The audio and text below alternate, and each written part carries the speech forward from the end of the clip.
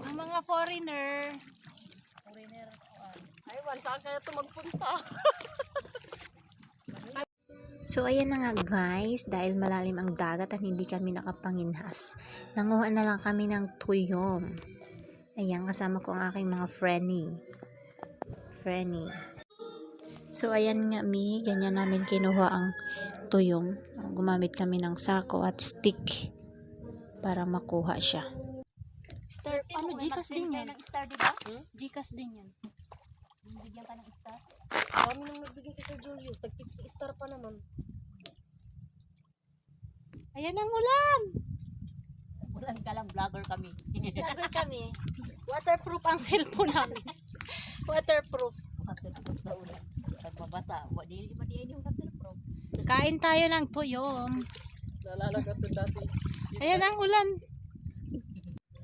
Ayan na nga guys, sobrang sarap ng tuyom, ang taba pa niyan. At may dala kaming pipino, kanin, suka. Yummy talaga, sabor. So that's it for today's video guys. Thank you, follow and share. Mwah mwah.